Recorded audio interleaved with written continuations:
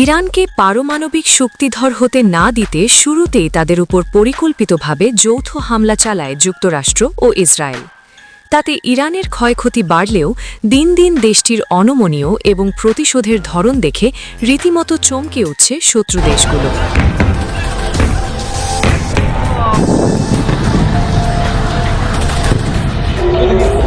এমনকি ট্রাম্পকে সাহায্য করায় ব্রিটিশ ঘাঁটিতেও শক্তিশালী ক্ষেপণাস্ত্র হামলার পর থেকে ইরানের সক্ষমতার প্রতি নতুন করে ভয় ধরেছে পশ্চিমা বিশ্বেরও।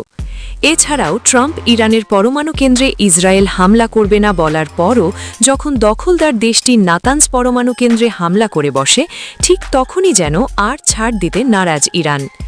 এরপর সেটির প্রতিশোধ যে ইরান কতটা ভয়াবহভাবে নেবে তা বোধহয় আজও করতে পারেনি নেতনিয়াহুর ইসরায়েল বাহিনী। ইসরায়েলের দিমুনা পারমাণবিক রিসার্চ সেন্টারে ক্ষেপণাস্ত্র ছুড়ে সেই অঞ্চল তছনছ করে দিয়েছে ইরানের বিপ্লবী গার্ড বাহিনী। এমনকি তাতে ইসরায়েলের দক্ষিণাঞ্চলীয় শহর দিমোনা ও আরাদে 2 শতাধিক মানুষ আহত নিহত হয়েছে।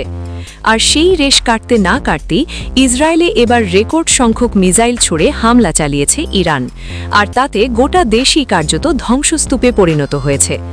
আহতদের অনেকের অবস্থা আশঙ্কাজনক। ভয়াবহ এই হামলার পর আক্রান্তদের এলাকায় জরুরি অবস্থা জারি করা হয়েছে।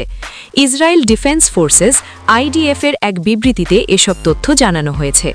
তারা জানিয়েছে যে ইরান তাদের ওপর 400-রও বেশি ব্যালিস্টিক মিসাইল ছুড়েছে, আর তাতে তছনছ হয়ে গেছে তাদের গুরুত্বপূর্ণ স্থাপনাসহ ইহুদিদের বাড়িঘরও। তাদের বিবৃতিতে আরও বলা হয়, গত 28 ফেব্রুয়ারি সংঘাত শুরুর পর থেকে ইসরায়েলের বিভিন্ন অঞ্চলে 400-টিরও বেশি ব্যালিস্টিক ক্ষেপণাস্ত্র ছুড়েছে তেহরান। আর এসব হামলার পরিপ্রেক্ষিতে দেশ জুড়ে সর্বোচ্চ সতর্কতা জারি করা হয়েছে এবং জনগণকে নিরাপদ আশ্রয়ে থাকার নির্দেশ দেয়া হয়েছে। যদিও IDF দাবি করেছে যে সেগুলোর 92%ই তারা ধ্বংস করেছে, তবে ইসরায়েলের ক্ষয়ক্ষতির চিত্র দেখে রীতিমতো মাথায় হাত নেতনিয়াহু প্রশাসনের। এমনকি ইরানের ক্ষেপণাস্ত্র হামলার স্থান পরিদর্শন করতে এসে এমন হামলাকে যুদ্ধপরাপরাধ বলে দাবি করেছে ইসরায়েলের পররাষ্ট্রমন্ত্রী।